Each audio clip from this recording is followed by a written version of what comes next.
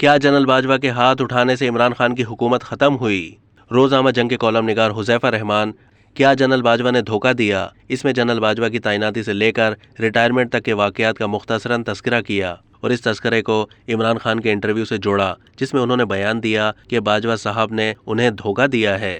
Column نگار لکھتے ہیں کہ عمران خان کو وزیر اعظم بنانا سابق آرمی چیف کی سب سے بڑی خواہش تھی۔ جنرل باجوہ نے اس خواہش کی تکمیل کے لیے 2016 سے 2022 تک تحریک انصاف کا بھرپور ساتھ دیا۔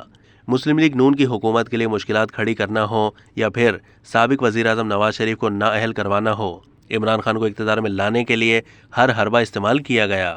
وہ لکھتے ہیں کہ 2016 میں جنرل ریٹائرڈ قمر جاوید باجوہ صاحب کی بطور آرمی چیف تعیناتی سے چند مہینے پہلے میں سوئٹزرلینڈ کے شہر جنیوا میں موجود تھا۔ شہباز شریف کی حالیہ حکومت کے اہم ترین بیوروکریٹ اور میں جنیوا جھیل کے کنارے بیٹھے ہوئے تھے۔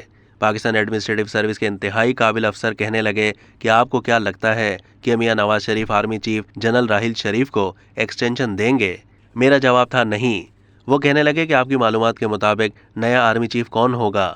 تو خاکسار نے جواب دیا کہ جنرل باجوہ کو میاں نواز شریف نیا آرمی چیف لگائیں گے۔ چند مہینے کے بعد میاں نواز شریف نے جنرل باجوہ کو آرمی چیف تعینات کر دیا تو مجھے ان دوست کی جنیوا سے کال آئی کہ جنرل راحیل شریف کی ایکسٹینشن کو لے کر جو ٹینشن بنی ہوئی تھی اللہ تعالیٰ کے فضل سے اچھا فیصلہ ہو گیا۔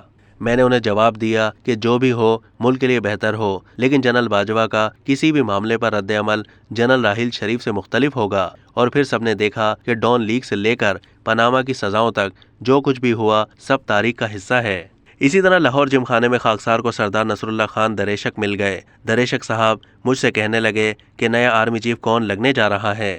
میں نے جنرل قمر جاوید باجوہ کا نام لیا تو دریشک صاحب کہنے لگے کہ یہ صاحب تو ہمارے پرانے دوست جنرل ریٹائرڈ اعجاز امجد کے داماد ہیں۔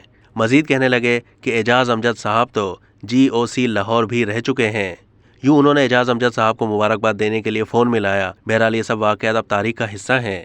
عمران خان نے جنرل باجوہ کو توسیع دے کر بہت بڑی غلطی کی تھی۔ بہرحال جو چلا جائے اس پر تنقید کرنا مناسب نہیں ہوتا۔ کاش جنرل باجوہ کے عہدے پر ہوتے ہوئے عمران خان صاحب یہ جرأت کرتے اور یہ بیانات دیتے تو میں انہیں بہادر تصور کرتا۔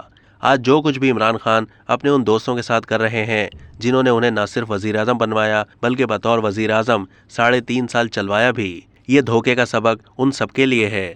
کیونکہ جو دھوکہ میاں نواز شریف کو دیا گیا اور ان کے اعتماد کو ٹھیس پہنچائی گئی، تعیناتی سے پہلے قانون کی حکمرانی اور سیویلین بالادستی کی یقین دہانی کرائی گئی اور پھر عہدے پر براجمان ہونے کے بعد سب کچھ الٹ گیا، تو ہم سب کو یاد ہونا چاہیے کہ یہ مکافات عمل ہے۔ ذاتی طور پر میں سمجھتا ہوں کہ جنرل باجوہ کے ہاتھ اٹھانے یا کسی بھی افسر کے ٹرانسفر ہونے سے عمران حکومت ختم نہیں ہوئی، بلکہ عمران خان کو بدترین کارکردگی اور معیشت کی تباہی نے اقتدار سے بے دخل کروایا۔ آج شہباز شریف حکومت کے لیے بھی معیشت ہی سب سے بڑا چیلنج ہے۔ اب تک کے لیے اتنا ہی۔ مزید معلومات کے لیے ڈیلی جنگ کے YouTube چینل کو سبسکرائب کیجیے۔